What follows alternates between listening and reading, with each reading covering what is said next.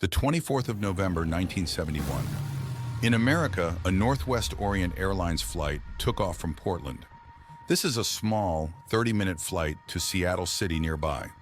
Not many passengers were on this flight. It was carrying only 36 passengers and 6 crew members. But these passengers were unaware that a hijacker was present on this flight. A man named D.B. Cooper. The hijacker looked like a normal businessman. He was dressed like that. A business suit, white shirt, and black pants. He must have been in his mid-40s. He intentionally sat in the last row of the plane, seat number 18E. As soon as the plane took off, this guy introduced himself to an air hostess. He mentions his name, Dan Cooper. The hostess's name was Florence Schaffner, and with a big smile, he handed a note to the air hostess. Schaffner was a 23-year-old woman who thought that this man was trying to flirt with her. So she took that note and kept it with her without reading it. Seeing this, Cooper told her that she should read the note. He said that he had a B0MB. When Schaffner opened the note, it was clearly written in neat handwriting.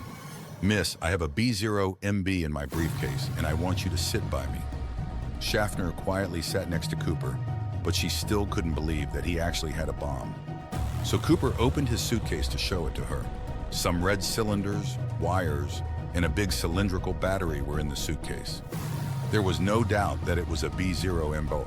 Cooper made his demands to the air hostess. He wanted $200,000 by 5 p.m. that evening. That too in cash. He wanted all that cash in a bag along with 2 parachutes in the back and 2 parachutes in the front. When they eventually landed, he wanted to have a fuel truck ready to refuel the plane. He warned her against trying anything strange, threatening to blow up the plane otherwise. The other passengers on the plane were unaware of this, and air hostess Schaffner didn't want the other passengers to know. She quietly went into the cockpit and showed Cooper's note to the pilots. Another air hostess, Tina Mucklow, was informed about this, and she sat beside Cooper. With the help of these 2 air hostesses, the contact between the plane's cockpit and Cooper could be maintained. The pilots informed the air traffic controller, and soon the news reached the president of the airline, Donald Nairobi. He was the decision maker, and he made an interesting decision. He told the staff to ensure full compliance with Cooper's demands, to fulfill all demands made by this hijacker. After coordinating with the FBI, he talked to a Seattle bank to arrange the money. The bank had a huge bundle of money for such emergencies. But there was something special about this bundle of money. We will talk about it later in the video. The only problem was that they needed some time to arrange the money, but this flight was only supposed to be half an hour long. So the pilots were told that instead of landing the plane, they were to keep circling around Seattle until they could arrange the money on the ground. This half-hour flight gradually became 3 hours long. Passengers were still unaware of what was happening. Flight pilots announced that they were facing minor technical difficulties, causing the delay. The other passengers believed this. Finally, this flight landed at Seattle's airport at 5:46 p.m. According to Cooper's instructions, the plane was parked far from the main terminal building. One airline representative approached the plane with a bag of money and the parachutes. When the 4 parachutes and the bag of money was given to Cooper, he allowed the passengers and flight attendants to leave the plane except Tina Mucklow. After this, according to the plane was refueled and it takes off again. This time, only the pilots were on the plane along with Cooper and Tina. Cooper started giving instructions to the pilots again. For the destination of the flight, the speed of the flight down to the very angle. He directs them to fly the plane towards Mexico City at an altitude of 10,000 feet in the air, with the wings positioned at 15 degrees. As for the plane's speed, he wanted to fly as slow as possible. The pilots told Cooper that flying with these configurations would make it difficult for them to reach Mexico City because there wasn't enough fuel in the plane. But Cooper was not worried about it. Cooper told them to fly as he directed. Friends, what happened next is completely unbelievable, no less than a film story. Cooper told Tina to go to the cockpit and lock the door. Cooper was the only person outside the cockpit. He took out his parachutes and prepared to dive. A few minutes later, a warning light flashed in the cockpit, indicating that the rear staircase had been deployed. This was a unique feature in these planes back then. Boeing 727 planes had an aft staircase at the back. In the photos, you can see how the stairs deployed from the back. Cooper deployed these stairs and jumped out with the parachutes and the money. The pilots and the air hostesses did not see this happening because they were locked in the cockpit, and back then, there was no hole on the cockpit door through which they could see outside.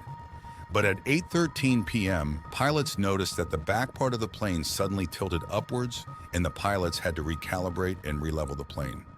After this, the pilots flew the plane to Nevada and landed in the city of Reno. The police were informed and they investigated the plane, but they didn't find any trace of Cooper. The only things the police could find was a tie with a clip on it and some torn parts of the parachutes, which Cooper had used to cover the bag of money. Apart from this, they found some personal items belonging to Cooper, like the cigarettes he was smoking on the plane. Smoking was allowed in airplanes back then.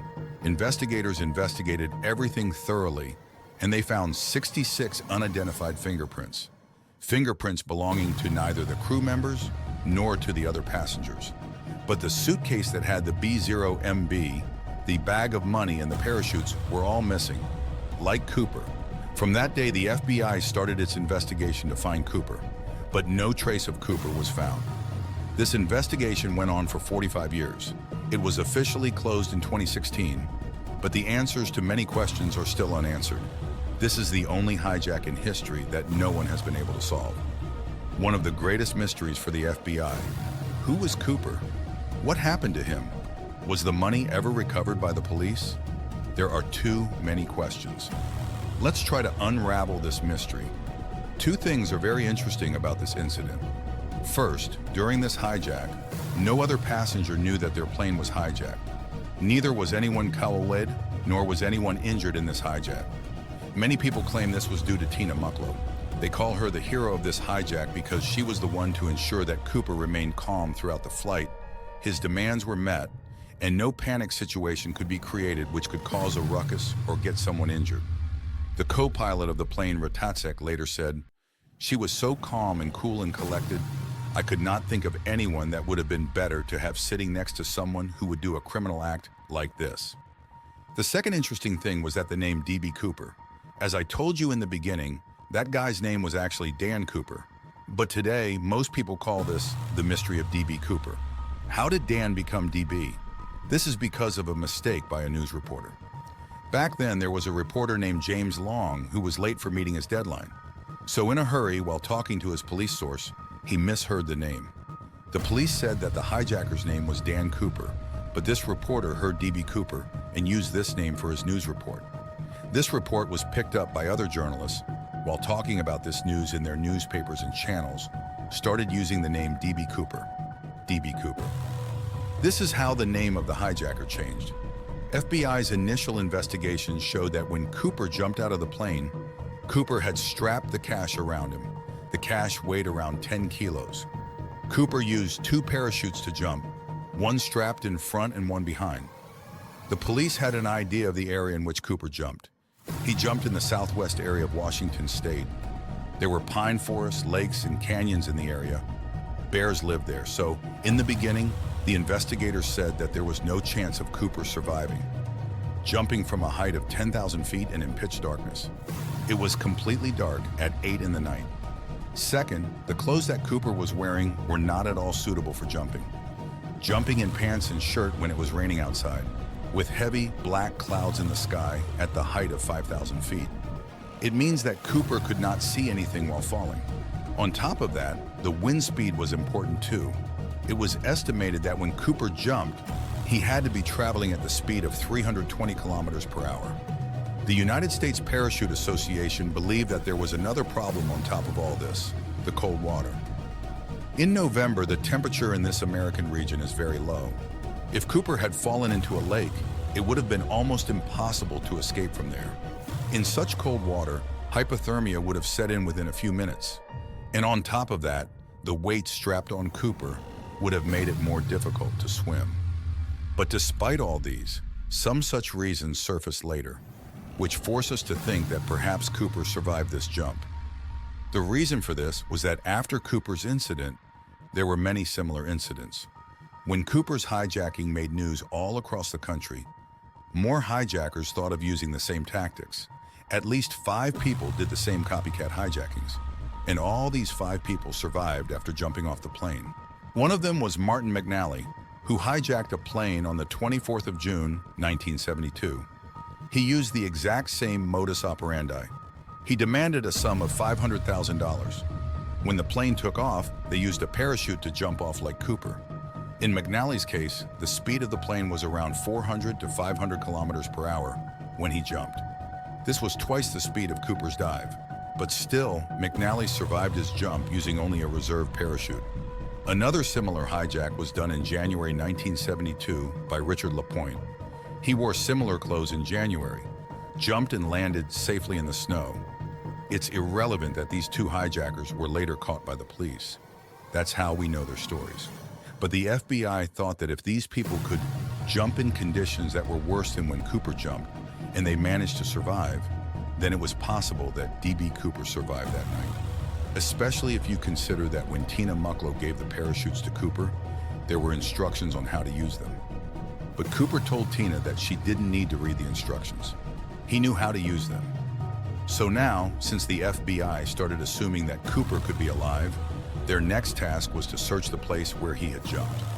Actually, the police had started searching those jungles the day after the hijack. The police were looking for a body, a torn piece of the parachutes, or a $20 bill. At the beginning of the video, I told you that the money given to Cooper was special. The special thing was that there were $20 bills, 10,000 notes of $20, $200,000 in total. And the serial numbers of these notes were noted down by the bank. The FBI spread the list of serial numbers throughout the country. From banks to casinos, everyone was told to inform the FBI if they got the notes of those serial numbers. But it was becoming more and more difficult for the investigators to find Cooper, because where could the search area be drawn? There were many variables. What was the wind speed while the plane was flying? How dark was it? What was the exact location of the plane when Cooper jumped? After jumping, at what height did Cooper deploy his parachutes? And in which directions could the parachutes have gone? The investigators' best estimate was that it would have landed somewhere near Lake Merwin in Washington state. The FBI ran a practical experiment. If we fly the same aircraft with the same configurations and push out a 91-kilogram sled through the stairs, based on where the sled landed, we can get a better idea of the area where Cooper could have landed. Due to this, door-to-door searches were conducted in this area. The local farmhouses, the police used to knock on every door to investigate and to ask people. Petrol boats were running on Lake Merwin and Lake Yale. One company used their submarine for the search. 200 feet under the Lake Merwin, they continued to look for him. They wanted to find either the money, a piece of the parachute, or a body, but they couldn't find anything. Eventually, the investigators published the serial numbers of the notes in the local newspaper. They ran the news that the first person to find a note from those serial numbers would be awarded $1,000. This offer remained for 3 years, but not a single note could be found. Now let's skip to 1979. 8 years since the hijack. Suddenly, a pilot contacted the FBI. His name was Tom Bowen, and he worked for Continental Airlines. The night of the hijack, 4 minutes behind Cooper's aircraft and 4,000 feet above, another aircraft was flying, which was being flown by Tom. Tom recalled the storm that night and said that he had never seen such a storm in his entire career. He said that the FBI's calculations regarding Cooper's drop zone were off by 80 degrees. Since he was on a plane that night, he had a better idea of where Cooper landed. He told FBI that they should be searching near the drainage area of the Washougal River. A few months later, Tom's suspicion was proven right. An 8-year-old boy found some $20 notes lying on the bank of the Columbia River. All of these were $20 bills, and some of them were still in bundles held together with rubber bands. Hijacker D.B. Cooper, the first break in the only unsolved airplane hijacking in United States history, came on a Columbia River beach. An 8-year-old boy dug up the shreds of $3,000 on Sunday. As soon as the police checked the serial numbers of these notes, it was immediately confirmed that this was the same money from years ago that was given to Cooper. Another search was conducted around this place, but they couldn't find all of the money. In total, they could find only $5,800. And Tom's hypothesis of Cooper landing in this area was proved correct.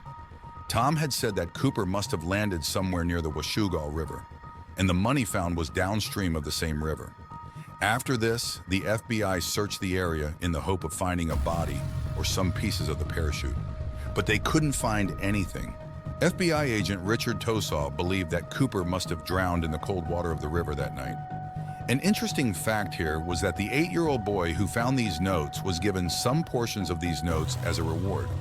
And in 2008, when the boy grew up, he sold 15 notes in an online auction. And in return for these $20 notes, he got $37,000. Because Cooper's case was so popular all over the world, people were ready to pay such a high amount for these notes. Another big question that arises is that regardless of what happened to Cooper after jumping from the plane, who was Cooper actually? We must have some background information about where this guy came from and what was his identity. The FBI did not have much to help answer this question. There was a tie and tie clip left behind by Cooper. That tie clip was actually golden, and in that tie clip, they found some specific microscopic particles. In March 2009, a research team started researching these microscopic particles using new technology. There was a paleontologist on this team, a scientific illustrator, and a metallurgist. They used electron microscopy to examine these particles. Some portions of the tie clip were of unalloyed titanium, with traces of aluminium and titanium antimony alloy. Their findings suggested that Cooper worked in a chemical or metal manufacturing plant or in an aeronautical engineering company. Maybe he worked in Boeing itself, because the unalloyed titanium that was used in the tie clip back then, it was used in aircraft fabrication facilities. The periodical table of clue, say scientists, suggests that Cooper had access to a manufacturing company that made airplanes, like the one he jumped from, perhaps a company with a connection to Boeing. In the first year of the investigation, FBI talked to the passengers and flight crew to make a sketch of Cooper's face. What did Cooper look like? The first sketch, created by the 28th of November 1971, looked like this. But air hostess Schaffer and many witnesses said that it was not an accurate representation. It took another year to make a new sketch. This wasn't very accurate either. And on the 2nd of January 1973, the FBI made their third and final sketch of Cooper. After seeing this new sketch, an air hostess said that this photo was accurate. Looking at this drawing, it can be easily said that Cooper looked like this. Dan Cooper's real face and his possible profession was revealed to the world. Many people started making new theories about his identity, about who Cooper was.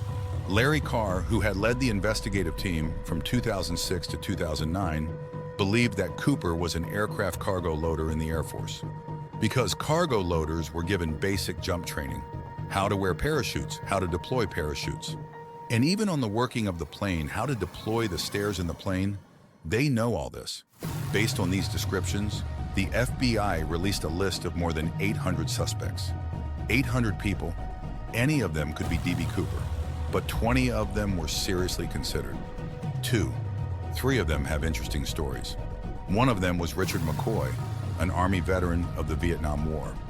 5 months after the Cooper's hijack, he hijacked a plane in a manner eerily similar to Cooper's.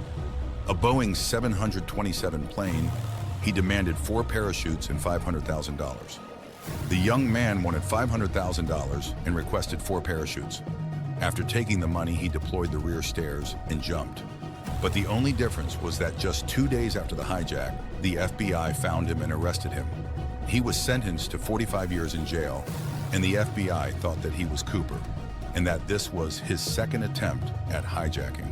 He was arrested here in his home in Provo, Utah, early this morning. When the FBI men came, he did not resist. In 1991, a book was published, D.B. Cooper, The Real McCoy, written by former FBI agent Russell Callum. This book states that when McCoy's family was shown the tie and tie clip belonging to Cooper, they believed that those were McCoy's. But when McCoy was asked if he was D.B. Cooper, he refused to admit or deny it. After spending 2 years in jail, McCoy attempted a jailbreak, which led to a shootout in which he was killed. After hearing all this, you may feel that the mystery is solved. But there are more twists in our story. Today, the FBI does not officially consider McCoy as D.B. Cooper. There are 2 major reasons behind this. First, based on the sketch they made, the description of D.B. Cooper does not match McCoy. Second, the FBI later found evidence of McCoy's whereabouts during the night of Cooper's hijacking. He was in Las Vegas. The next day, he was at his home with his family. Since there is evidence of this, it is clear that McCoy cannot be D.B. Cooper. The second suspect was a Vietnam War veteran named Robert Rackstraw. He was arrested multiple times for fraud, aircraft theft, and possession of explosives. But he was always found not guilty after the arrest.